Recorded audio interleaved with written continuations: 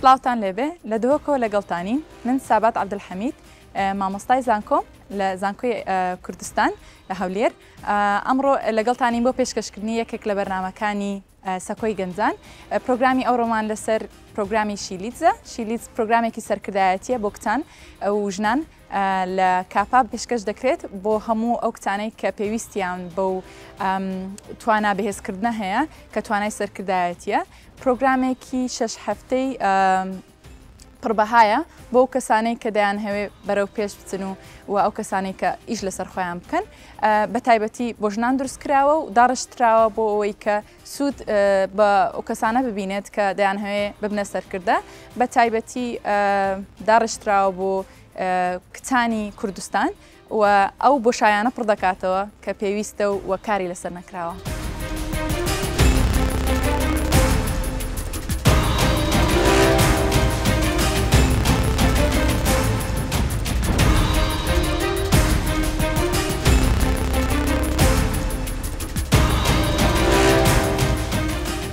دهوك سلاف بوا امش برنامج سکوی گنجان گلوانه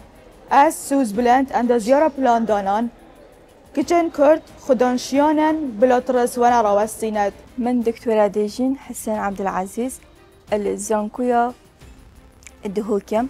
از بشكدار بوم ده برنامج ساكويا گنجان ده هر وسا درچويا شيليتش برنامم ابروكا ده گلک بيك هيف خوش بوم از دبيجمه همي گنجن سركده تو گلک بهستری اوات ناف نخیته ده های. جدهوکی سلاف بوده از سارا داود ماموستا زمان انگلیزی کاپا زرینگه امریکا کردستانه. ای کچ تو چی اگر تو بردوام بی؟ از وفا رمزی ماموستا زمان انگلیزی کاپا زرینگه ها امریکی. من دوید بیش مکجن کرد که چو سنور نین بون آرمان جن امشن دست خوب بینیم.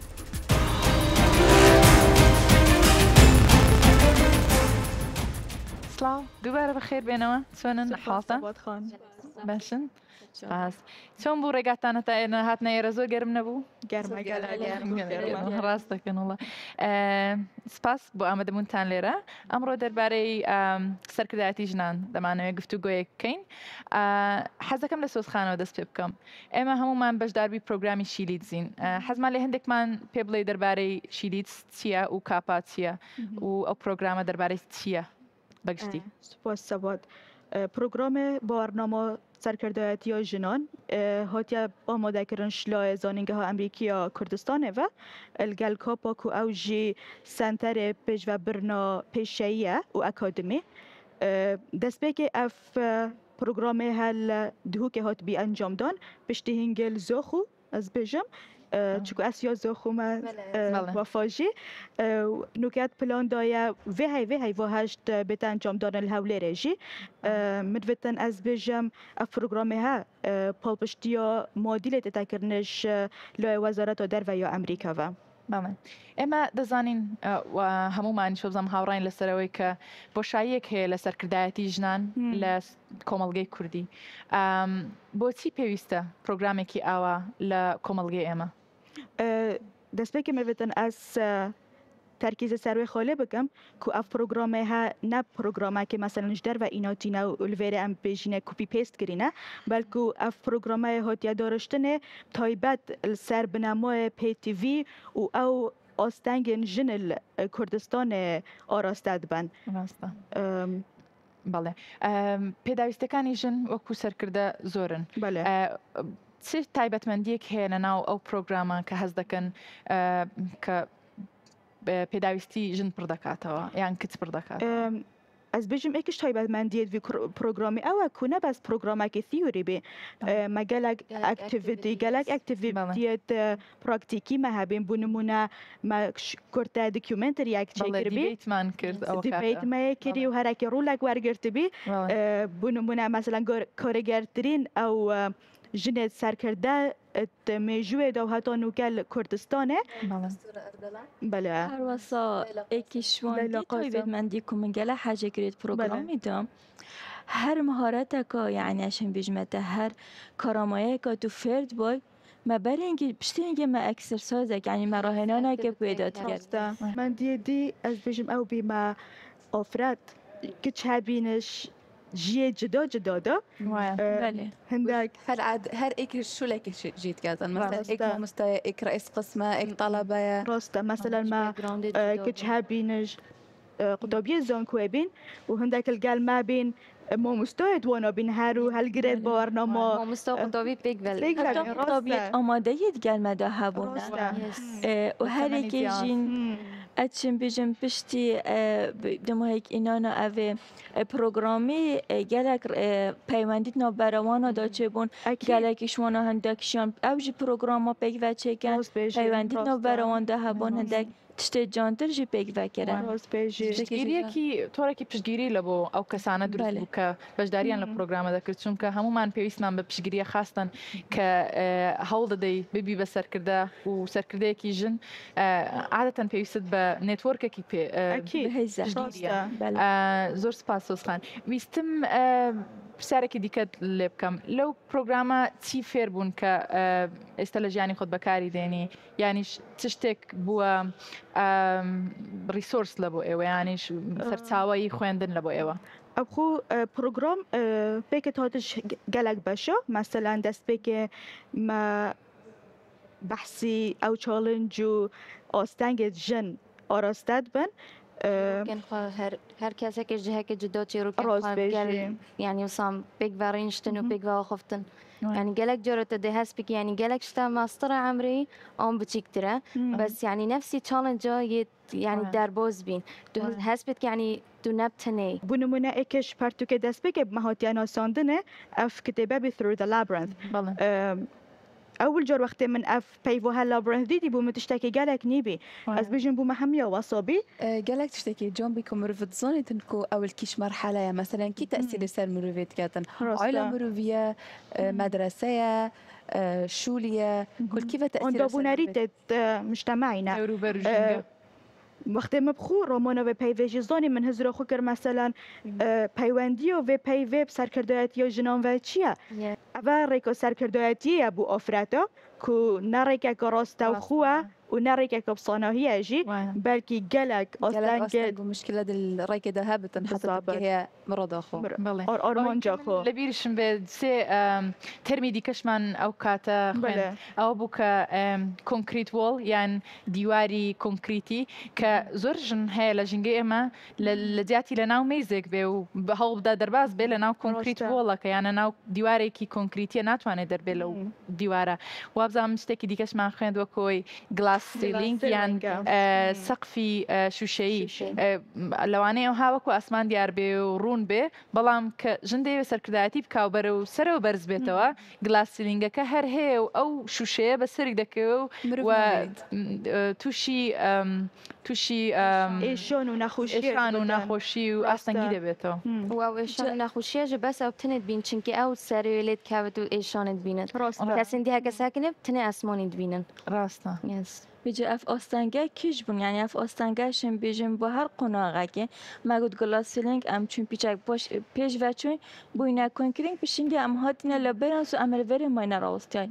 بطور شوانا بودم ام کچ مزان با این ایجینگه هگلک تأثیر لکر پیش بینیت اشم بیجم کمالگه بونه اگر امشم بیجنه اوده کچ همه دوال و قناعه تو جنادر کبی خوشیاری خوشمن وکو کتک خوشیار نیکه اگه لونیه که دتوانی زیاتر بکی ناتوانی چانسی زیاتر تبه لو کمالگای تیدای که کس پشجیرید نکه خود هلبستی و خود دعوای مافی خود بکی که بدستی بینی بله و گلک یشمل و برپرسارتی جدونه پال پشته که چه یعنی بلکه نش برپرسارتیتون بس بیجن یعنی دویتن اونا برپرسارتیتا یعنی بگو هاری کاریا کس دورو برید و بیجن اول برپرسارتی او نشد وان همی برپرسارتی و هر واسه خوب پیش بخید او همی بنا آستنگت گلک بزحمت اوشین بین وی سرکردایتی بگهنه و بشیوکی گلک جان اپریوه ببن باسی سرکردایتی من کرد بوجن بەگشتی سەرکردایەتی وەکو شەیەک دەتوانیت تێرمەکەمان پێ بڵێ دکتۆرە دژین چییە بەگشتی کوالەتیەکانی چین سەرکردایەتی ئەنجی ئەمشم بژم سەرکردە بۆ هەر کەسێکی هەی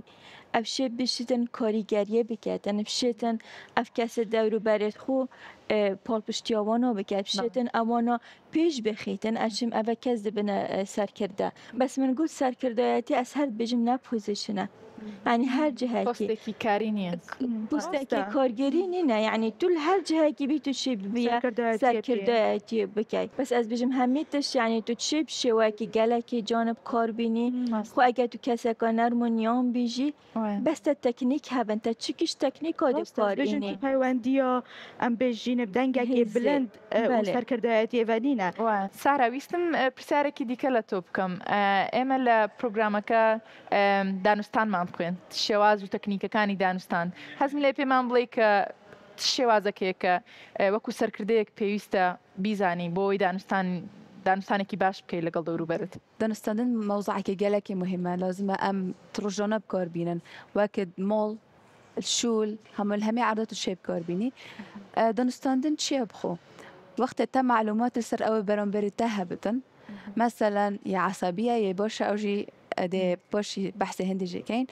ولازم تبزاني أو تشش تدبت ما وصل خان بول شيليتسكو لازم ما زوبا هابتن زوبا تشتشتا زوبا أو تشتكو تتزاني تشدبت يبرم بريتاج تشدبت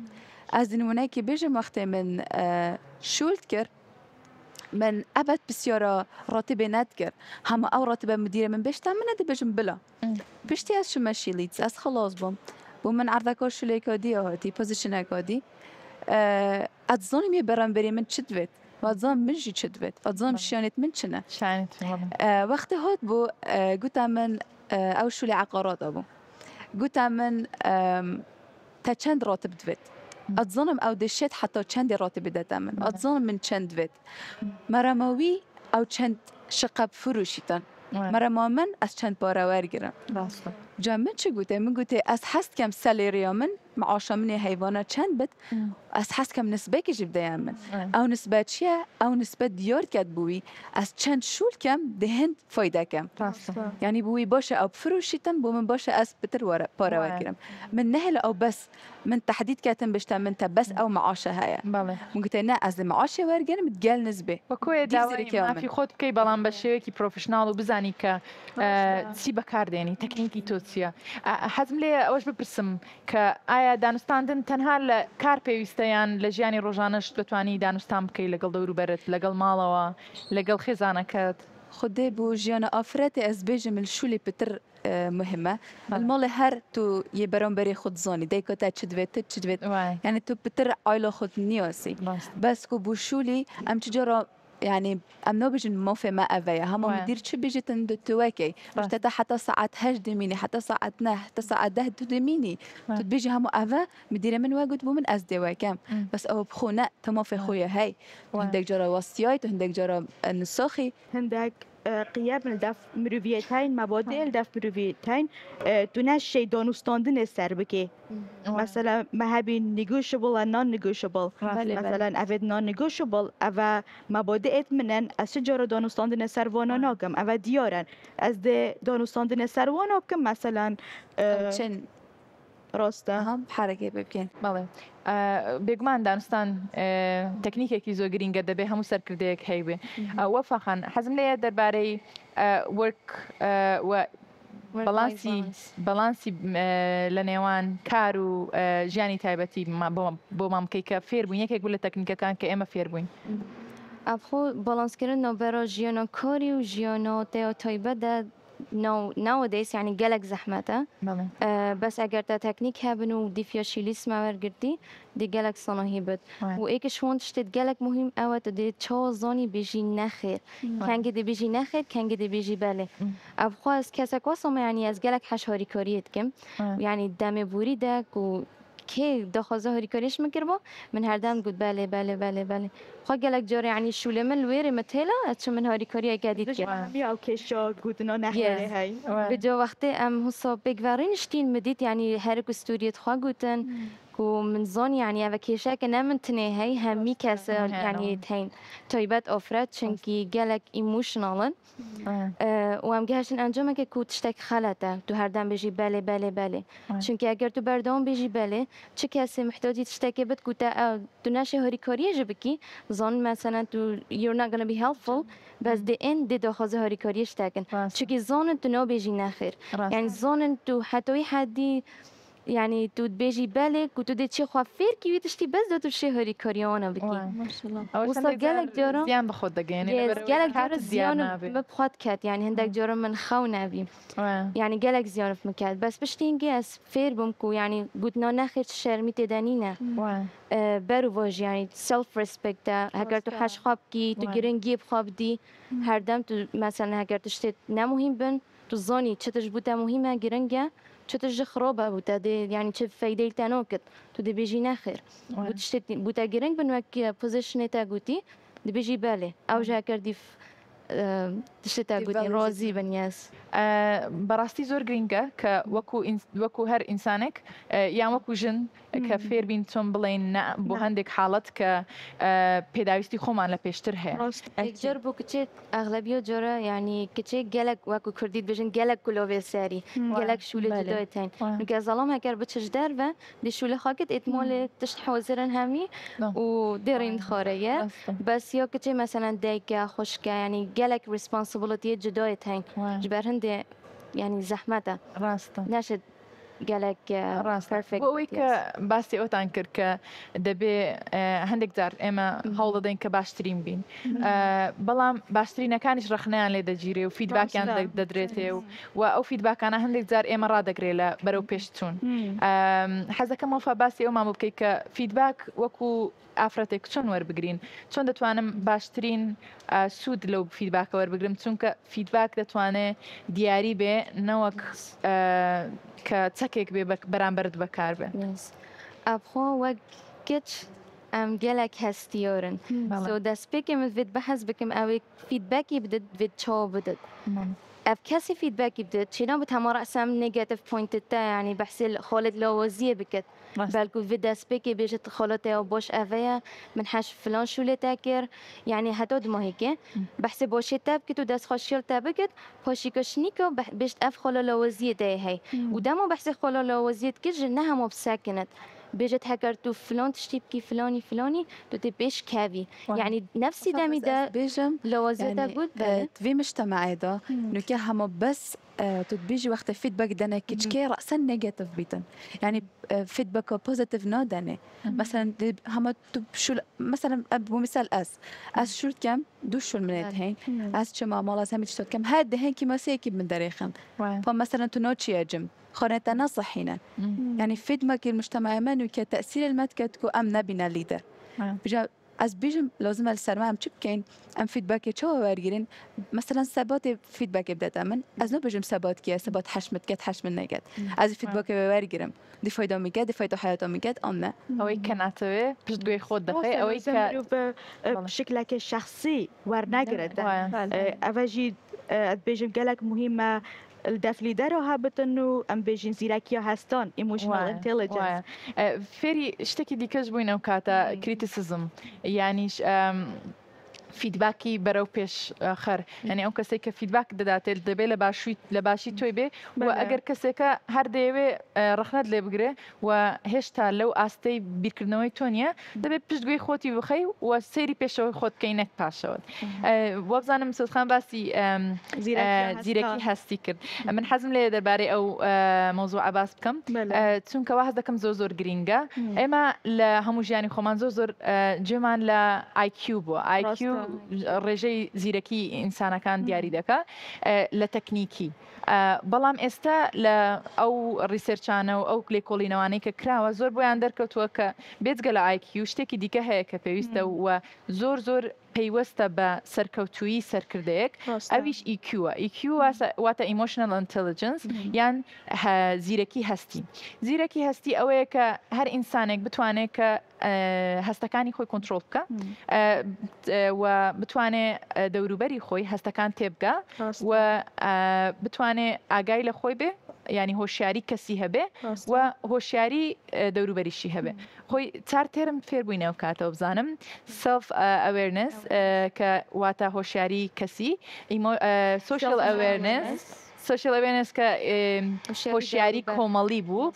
self management کە چۆن توانی خۆت کنترۆل بکەیت چۆن هەستەکانی خۆت کنترۆل بکەیت و فێری ئەوش بووین relationship management چۆن بتوانی پەیوەندیەکانی خۆت ڕێک بخەی بۆ نمونە من لەگەڵ سارا بەیەکەوە لە یەک شوێن ئیش دەکەین ئەگەر سارا بزانێ من لە کاتێکم کە پێویستم بە پشتگیریە پێویستم بۆ نمونە بە شتێکی ناخۆش تێپەڕدە بەم یانیش بۆ نمونە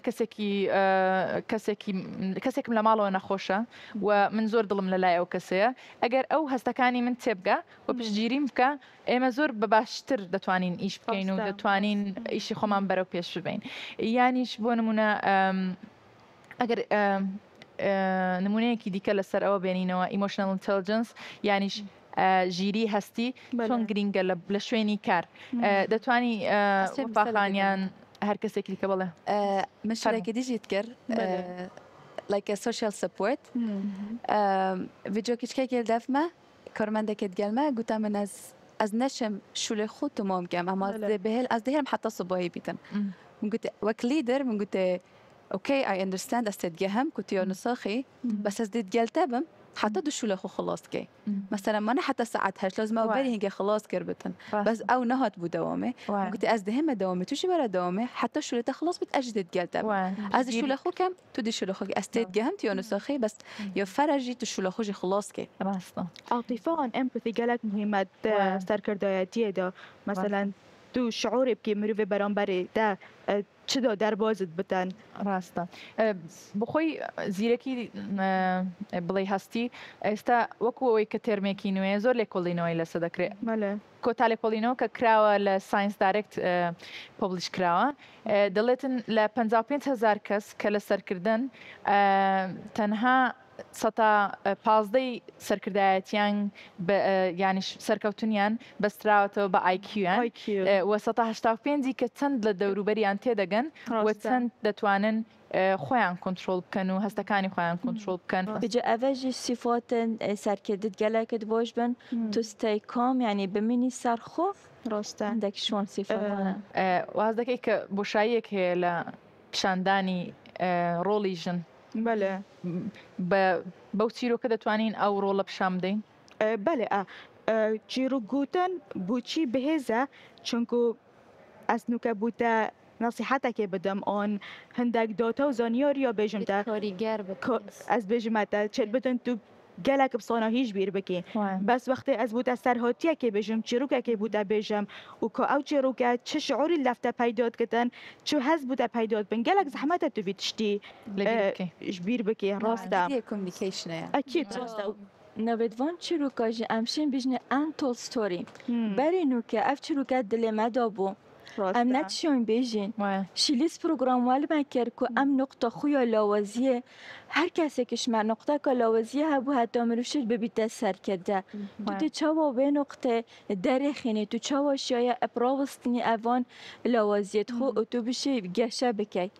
بجا اتوان انتر ستوری ده هر افراد که پشکدارید و پروگرامی دا کری چرا که هبو اشیای دو ماهی که اوی چیروکا خو بیجیتن و شرمش می تشتی نکد اوی چند سال دل خدا وشارتی راسته مدبتن از آماجه پنده بکم ام تول ستوریز چیروکت راستی نه جنس تر کرده لکردستانه که کمالک که چیروکانه چیروکتش دزدانه زحمت ایشانه خوراگریه که هر اکی بشکل که هاتیه گوتن هەر ئەوەش باس بکەم کە ئەنتۆڵ ستۆریس یانیش چیرۆکە نەگوتراوەکان ئەو چیرۆکانن کە ئی کەسانی بەشدار بووی ئەو کۆرسان دمۆهیکێ مروێتن ئەس پۆرچەکێش ئەو چیرۆکۆ من نویسی بێژم کو